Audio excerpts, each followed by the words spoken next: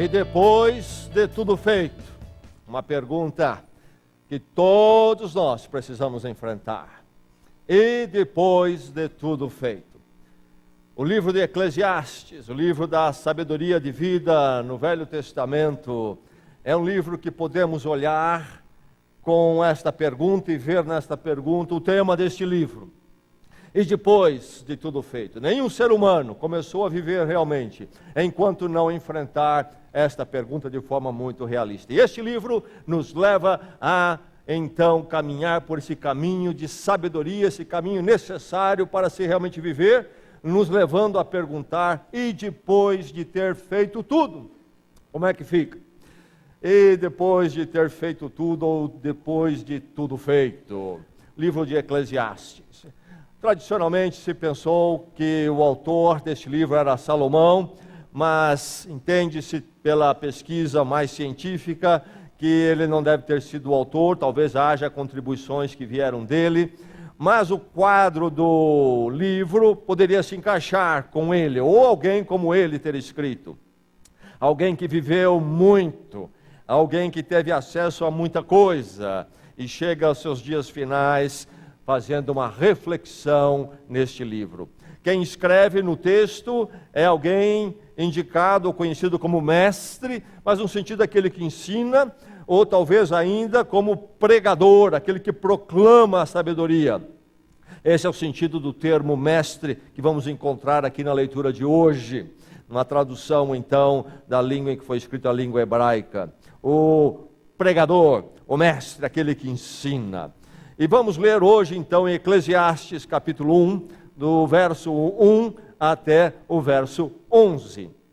Palavra de Deus para o seu coração, deste livro tão precioso, por causa daquilo que ele faz conosco e nos leva então a encontrarmos aquilo que realmente precisamos acima de tudo.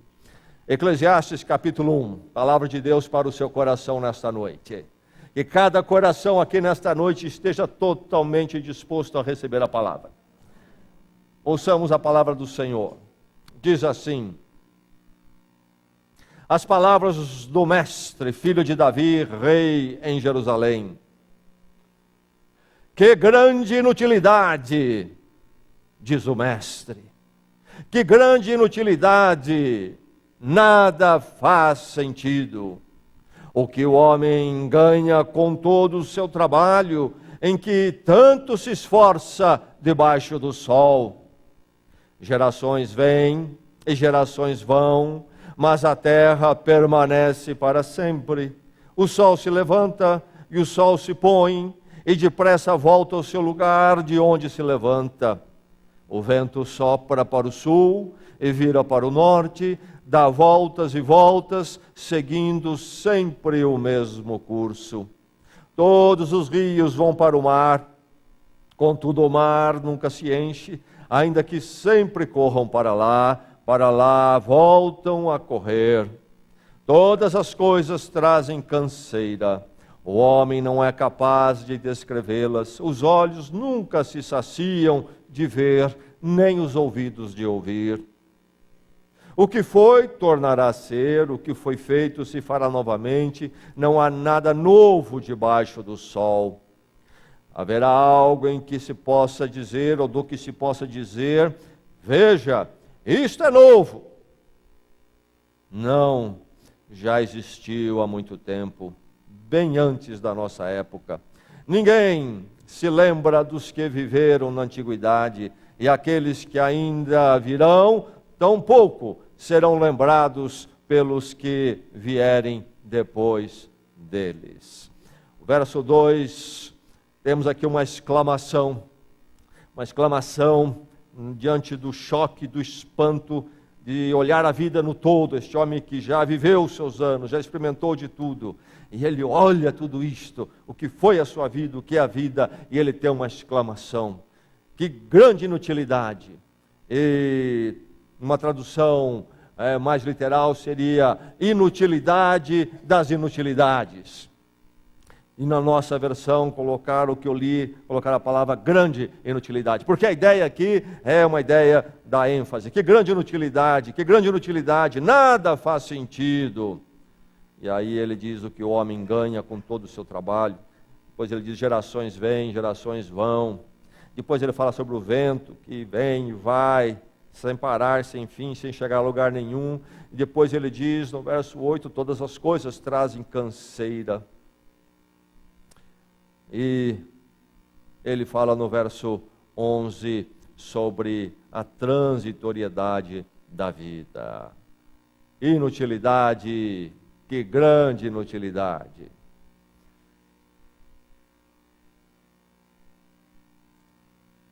Tempos atrás, da antiga estrada de ferro, chegou o dia do funcionário, depois de servir, trabalhar numa estação por décadas, chegou o dia dele se aposentar. A companhia já sabia da sua aposentadoria que estava se aproximando, e então, com o dia já marcado, o seu último dia de trabalho, prepararam o substituto. Este funcionário era um funcionário de 3, 4 funções básicas, e uma delas ele precisou explicar para o novo funcionário que iria substituí-lo. Então, agora já o senhor idoso, aposentando, e entrou o novo, um jovem ainda. E então chegou a hora de ensinar, mostrar como se fazer uma das ações que ele repetia durante o dia diversas vezes, todas as vezes que um trem chegava à estação. E chegou o trem, ele disse: vou lhe mostrar agora. E foi num armário, apanhou uma barra de ferro, uma das mãos. E ele foi ao último vagão e veio caminhando o último até a máquina locomotiva, e depois deu a volta e fez a mesma coisa do outro lado. O que ele fez? Ele foi de roda em roda e bateu com aquela barra de ferro.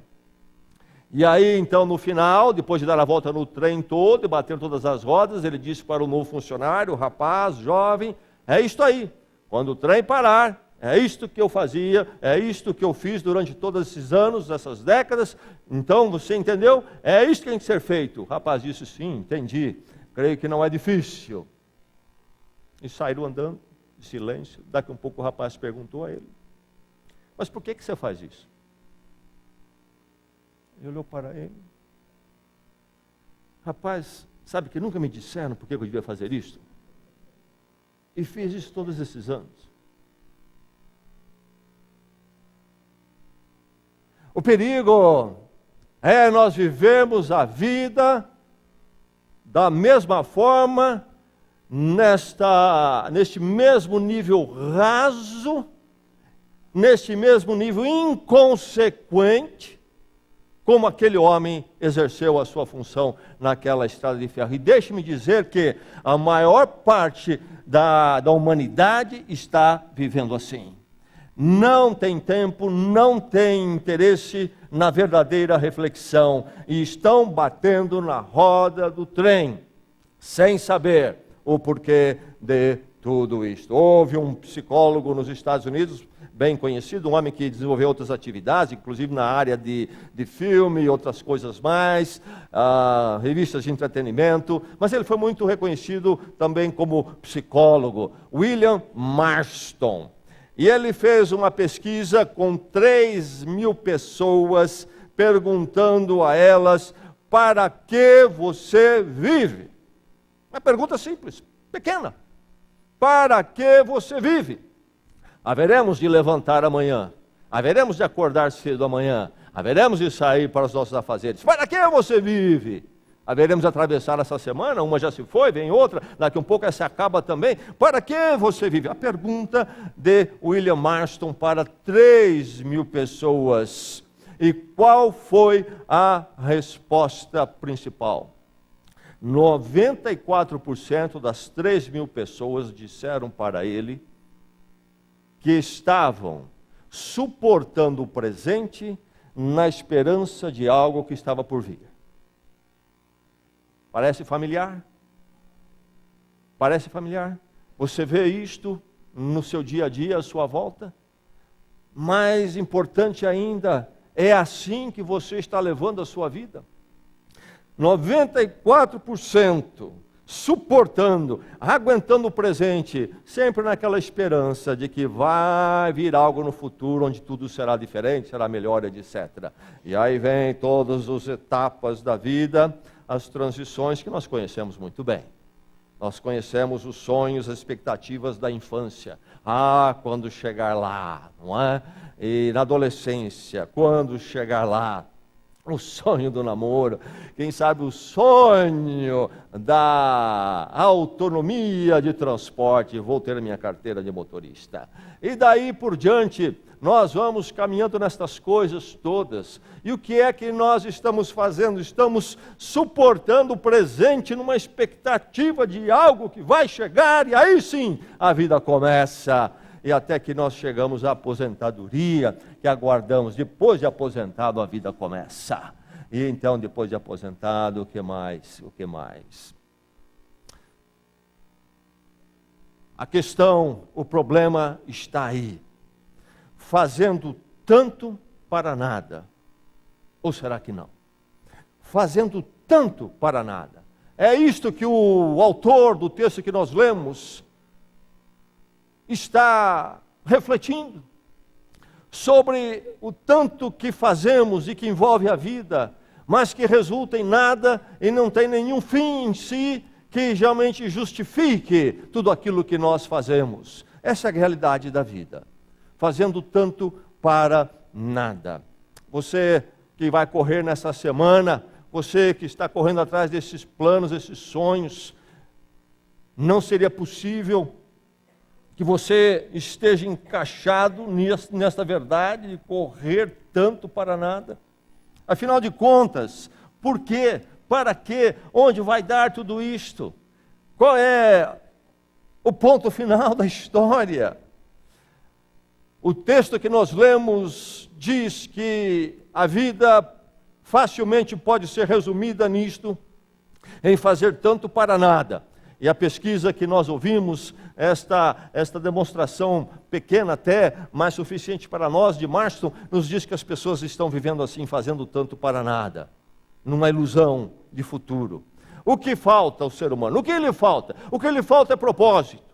O que lhe falta é o propósito. Nenhum de nós começou a viver realmente enquanto não chegarmos ao propósito. E se não temos o propósito, a vida se reduz à inutilidade. A inutilidade.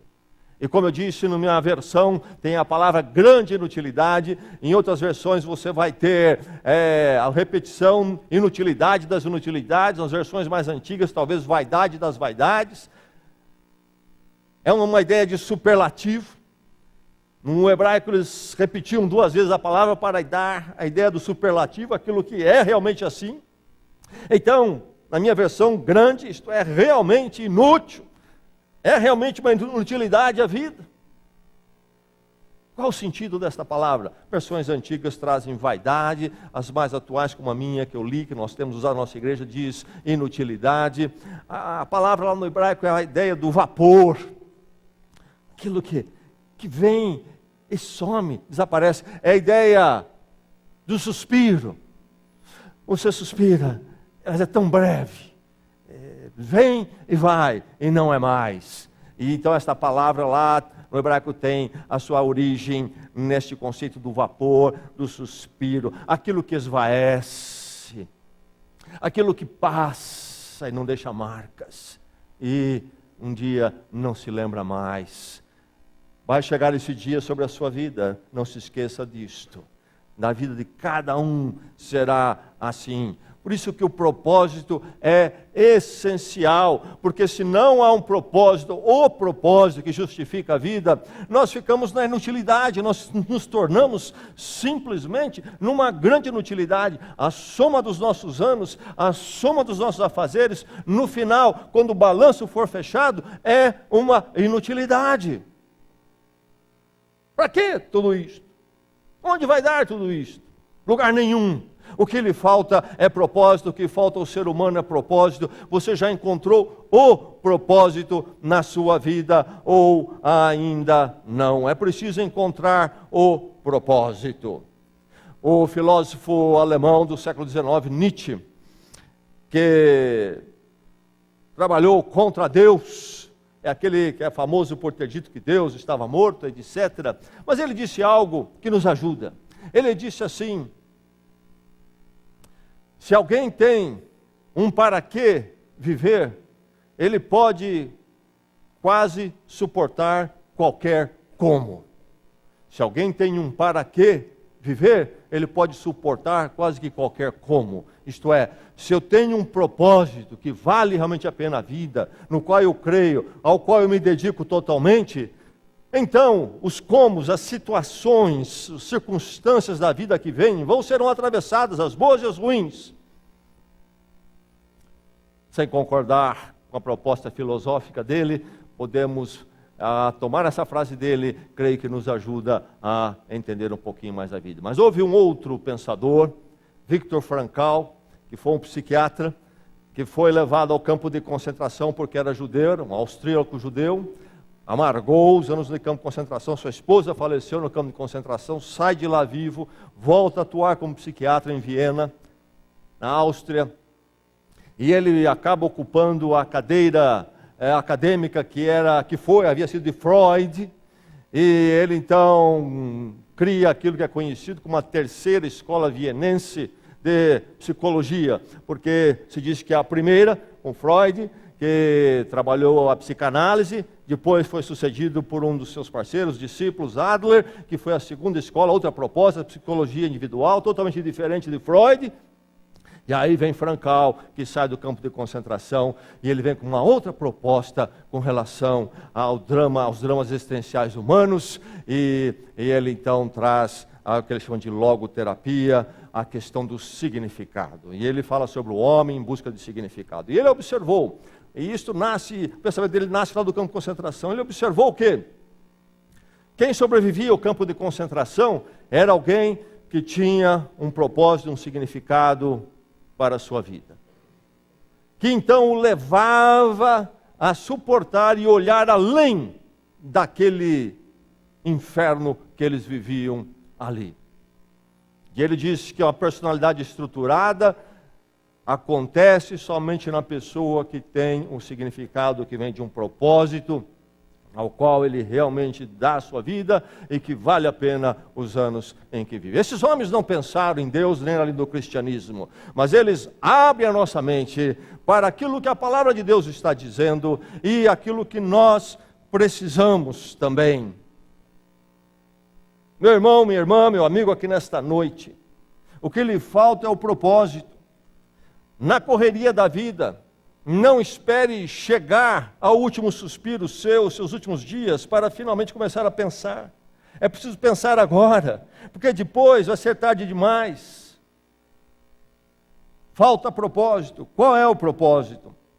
Esta é uma reflexão que exige coragem, exige realismo, e a maior parte das pessoas não querem nem entrar aí, porque realmente é dolorido, porque isso expõe quão nu nós estamos do ponto de vista espiritual, como nós não temos nada e nada somos, e tudo escapa pelos nossos dedos.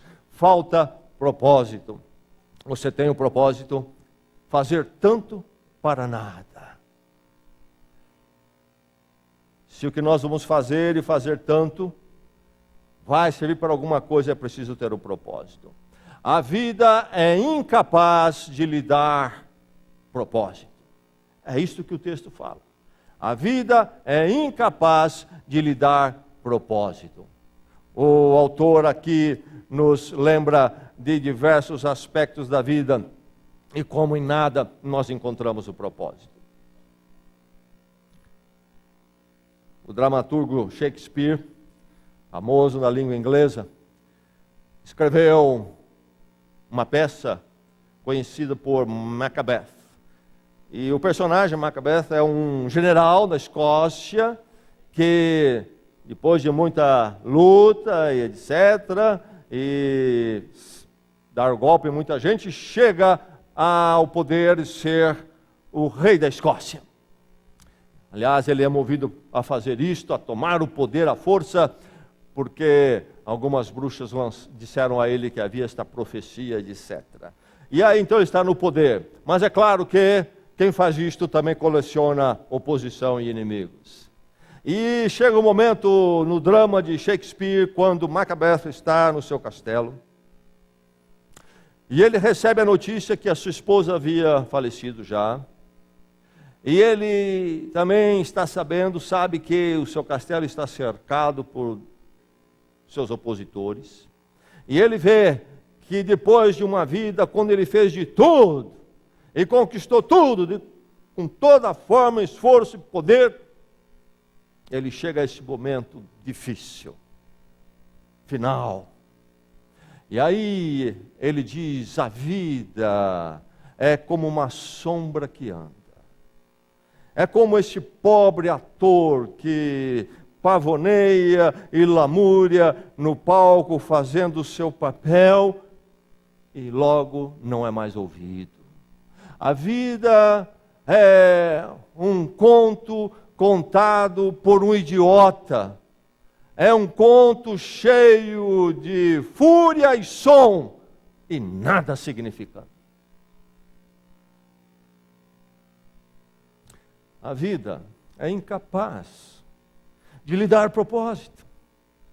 O ser humano está aí como um idiota, cheio de fúria e som, que nada significa. Não há propósito. Esta correria toda é para onde? Para quê? É para ver quem chega primeiro ao topo do fim da Marrei Júnior em Bragança? Qual é a razão de tudo isto? E o autor começa dizendo, talvez está no trabalho, não é? Quem conquistar mais material. Mas ele diz que a recompensa é ilusiva. O que ganha o homem, o ser humano, de todo o seu trabalho? O ser humano tentou superar estas coisas, por exemplo, construído para si mesmo grandes túmulos. Eu creio que as pirâmides dos faraós no Egito, em parte o movimento nessa direção. Então você tem ali pessoas sepultadas em túmulos suntuosos, enormes, e colocavam nas suas tumbas riquezas. Lembro-me de ouvir de um prefeito na Bahia, megalomaníaco, que construiu o seu túmulo suntuoso, enorme. O que é que nós estamos querendo fazer? Será que de alguma forma achar que nós podemos eternamente ter o que nós ganhamos? O autor fala sobre, bem, não é o trabalho, então, quem sabe, a experiência do viver. E as pessoas falam sobre isso, não é? Viver intensamente, viver apaixonadamente, e vamos para os programas, e vamos para desfrutar da vida. Mas ele diz, gerações vêm, gerações vão. E esse experimentar daqui, experimentar dali, no que pode parecer uma vida extensa de 80, 90 anos, quem sabe, é só um pontinho que ficou e se apaga logo mais. Tudo isso que nós achamos tão importante em todas as experiências que vivemos, bem, não está no que nós podemos ganhar, não está nas emoções, nas experiências, talvez no universo. Vamos pensar de forma cósmica, de forma materialista, o material, o universo. Mas ele diz, olha o sol, olha o vento, e aí ele busca de uma forma poética, claro, não está falando da física, mas de forma poética, uma figura. O sol nasce, vai, volta, o vento circularmente parece rodar. Poeticamente simboliza o que é a nossa vida, a existência humana. E o universo em si não responde o para quê. Onde está o para quê da nossa existência no universo? E ele fala da ilusão e o enfado da busca. As coisas, diz ele, trazem canseira. Nos tornamos cansados. Lá na mitologia grega tem a figura chamada Sísifo. Sísifo foi condenado pelos deuses porque ele teve muitas encrencas, muitas diferenças com os deuses, e Sísifo aprontou as suas, e quando então ele morre, é dado a ele a seguinte punição. Qual é a punição de Sísifo, uma vez morto? Deram para ele a tarefa de pegar uma pedra grande e com muito esforço rolá-la uma montanha, um morro acima. E diz a mitologia grega que Sísifo foi condenado a rolar esta pedra morro acima. Mas a mitologia, a história diz que quando toda vez que Sísifo quase chegava no topo com a pedra, ela escapava das suas mãos e caía lá no sopé da montanha outra vez. E Sísifo tinha que voltar, tomar aquela rocha, aquela pedra, e novamente, com todo esforço e sacrifício, empurrar essa pedra montanha acima. Quando estivesse, então, quase chegando lá em cima, ela escapava da mão dele e voltava aqui embaixo. O autor de Eclesiastes diz que a nossa vida sem um propósito é a mesma coisa. Onde estamos chegando? Quem é que pode dizer pronto?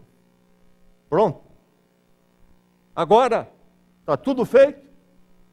Para sempre. Resolvido. Cheguei lá, satisfação plena, total. E vai ficar comigo e ninguém tira isso de mim nunca mais. Qual é o propósito? E ele nos alerta para a armadilha do esquecimento no verso 11. Temos que tomar muito cuidado com a armadilha do esquecimento. Ninguém se lembra dos que viveram na antiguidade. Sabedoria é nós lembrarmos como é que foi a história e a experiência daqueles que já foram. E não se esqueça que você vai ser um desses, logo mais, é o que ele nos lembra aqui. As gerações futuras vão dizer o que de você? O que será você nas gerações futuras? Nada. Algo que foi. Fazer tanto para nada. O que lhe falta é propósito. E a vida é incapaz de lhe dar propósito. A vida é incapaz de lhe dar propósito. Encontre propósito. Propósito, encontre propósito. Além da vida. Esse texto é um texto encurralador. Na verdade, esse texto é uma reflexão filosófica que é dolorido de ler, se realmente nós o lermos. Esses 11 capítulos é algo muito dolorido. Poderíamos comparar a experiência de um exame médico, vamos dizer, talvez de imagem, uma tomografia, um ultrassom. Uma vez concluído, revela um problema, e um problema grave. Há duas formas de se lidar com isto. A primeira é quando você receber a tomografia que aponta o problema, você rasgar e jogar no lixo. Essa é uma forma. Pronto, foi embora o problema. Ou quem sabe, não ir buscar a tomografia. Está pronto, pode ir buscar. Não vou buscar. Não quero ver. Não quero levar para o médico. Vou viver a vida. Esse é um jeito de lidar com um problema de saúde grave. Ou será que lidou realmente? Será que resolveu? Um jeito de nós vivermos é não lermos esse texto. Ou melhor, lermos esse texto e não ouvi-lo, não refletir sobre ele, não encará-lo de frente. É um jeito. Faz de conta que eu não estou sabendo. Não me conte, não me digam, não me fale. Eu vou continuar como o vento. Vou e volto.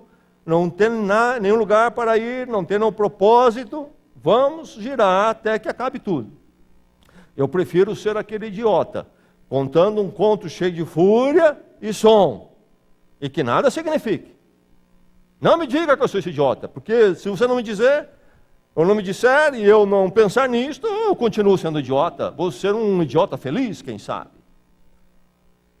Esse texto é para pessoas que querem pensar de verdade, pessoas que querem realmente começar a viver de verdade. É um texto que vai nos colocando contra o canto e ficamos sem saída. Nos encurrala, nos leva a ver de forma realista quem nós somos, quem a nossa vida é. Sábio é aquele que olha esse texto, dolorido, até agonizante, mas uma necessidade para todos nós aqui. Agora, o livro de Provérbios, o livro de Eclesiastes, tem a expressão debaixo do sol. Nós lemos aqui. Não há nada de novo debaixo do sol. Nada de novo debaixo do sol. E essa expressão debaixo do sol aparece diversas vezes neste livro. Qual é o problema com esse texto que nós lemos? Tão dolorido, tão triste, tão desanimador, tão pessimista. Qual é o problema com esse texto? É que esse texto é um texto que leva o ser humano a ver a sua vida como um fato resumido, limitado àquilo que está debaixo do sol. Em que sentido? Não no sentido astronômico, mas no sentido debaixo do sol, uma expressão também figurativa, o ser humano limitado à sua vida aqui, como se fosse só isto do seu viver, que a sua pessoa, a existência fosse só isto. Então, debaixo do sol, diz ele, é assim. Nesse nível, nesse patamar, nessa dimensão, é assim. Não tem propósito. Debaixo do sol não tem significado. Debaixo do sol é um idiota cheio de som e fúria no seu contar. É uma sombra que anda. É um ator que fala, pavaneia, lamúria e depois ninguém mais ouve. Debaixo do sol é inutilidade. Ele está falando de uma dimensão, de uma realidade chamada debaixo do sol. E quando ele nos comprime nessa dimensão e nos apresenta a tomografia exata de quem nós somos nessa realidade, isto é feito na palavra de Deus para quê? Para que eu e você entendamos a nossa necessidade do propósito e possamos encontrar o propósito. Mas como? Se debaixo do sol não existe, se na nossa realidade humana finita, física, se quisermos, não há propósito, tudo é uma canseira, é um ir e vir e chega a lugar nenhum. Como encontrar? É preciso então ir para além do sol. Se eu e você haveremos de encontrar propósito, não será debaixo do sol. O ser humano pensa e ele se agita. E ele se torna esse ator que tenta prolongar o seu papel e a sua parte na peça, pensando que vai chegar lá. Mas mais cedo ou mais tarde ele não será mais ouvido. Debaixo do sol não adianta, podemos fazer isto ou aquilo, esticar, aumentar o conto, podemos, como um idiota, aumentar a fúria e podemos aumentar o som, mas não adianta, não há propósito debaixo do sol. É preciso ir para além do sol, além da realidade nossa fechada e humana. Encontre o propósito além da vida. Essa é a mensagem deste livro, é a mensagem da palavra de Deus. Tony Campolo é um pastor batista, uma igreja na Filadélfia, é sociólogo, é autor de muitos livros, foi professor na Universidade da Pensilvânia por 10 anos, nesta cadeira de sociologia. Então, como pastor, crente em Jesus Cristo e sociólogo, ele tem preocupações bem particulares nas suas escritas, nas suas palestras. E ele narra que uma vez lá na sua cidade, ele visitou algumas casas de repouso, que chamávamos mais de asilo antigamente, e foi conversando com os idosos, e na média ali de 95 anos de idade, internos dessas casas. E ele, conversando com eles, buscou essas conversas para fazer uma pergunta a eles. Pessoas na média de 95 anos de idade. O que você faria diferente se pudesse começar a vida outra vez? O que você faria diferente?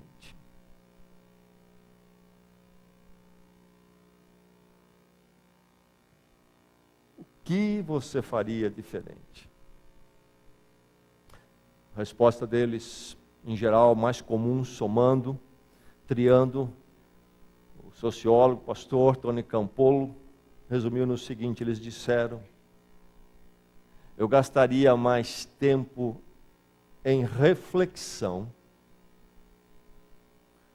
isto é, pararíamos um pouco com o agito do idiota, que se agita para não refletir sobre a realidade da vida, não ler Eclesiastes 1, 1 a 11. Gastaríamos mais tempo em reflexão, menos a correria, menos consumir, pensar mais, com a razão, com a justificativa da vida, qual o propósito. Gastaríamos mais tempo em reflexão. E, duas coisas, disseram eles, investiríamos mais naquilo que transcende a vida. Investiríamos mais naquilo que transcende a vida. Há duas alternativas, e somente duas.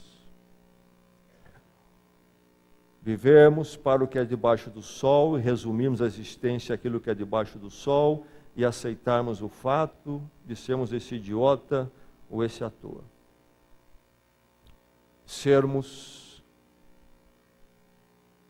resumidos por Eclesiastes capítulo 1, 1 a 11. É isto aí. Alternativa 2. Vivemos debaixo do sol para aquilo que está além do sol. Deus eterno. E todos os nossos agitar e a fazer, ser vivido para Ele e para a glória dEle. Casamento, namoro, profissão, material, o prazer e o entretenimento. Tudo para o Senhor. Alternativa 2. E aí encontrarmos um propósito onde há de ser revertido o quadro. Fazer tanto para nada. E finalmente, entendermos, conhecermos, experimentarmos e vivermos a verdade de fazer tanto para tudo aquilo que vale a pena, a glória de Deus. Deus veio em Cristo porque eu e você precisamos de propósito. E o propósito é Ele. Fomos criados por Ele e para Ele. Nenhum de nós começou a viver enquanto não encontrar o propósito que justifica levantar cada manhã e sair para a batalha. E o propósito é Deus. Por isso que Jesus Cristo diz em João capítulo 10, eu vim para que tenham vida e a tenham em abundância. Enquanto não tivermos o propósito, não teremos a vida abundante. A vida realmente. Porque ela acontece somente quando eu vivo para a glória de Deus. Essa glória que não passa, e eu, na presença de Deus, viverei sempre debaixo e para a glória dEle, agora e para todo sempre. Se esse texto é um texto desanimador, pessimista, dolorido, ele também é um texto maravilhoso. Se uma tomografia que revela um problema sério da minha saúde é sempre uma experiência triste, difícil e dolorida, é também uma experiência maravilhosa se ela me levar a buscar a cura e eu não ser vencido por aquela doença. Esse texto me leva a uma experiência difícil, dolorida, até pessimista, e me deixa então nessa situação pior, mas maravilhosa é esta experiência se a palavra de Deus fizer isso comigo nesta noite, porque isto me levará para ver e correr para a única resposta, que é a pessoa de Deus. E que nesta noite nenhum de nós sai daqui sem o propósito eterno. E Deus em Cristo veio para nos chamar, perdoar e nos dar uma vida com Ele agora e para sempre.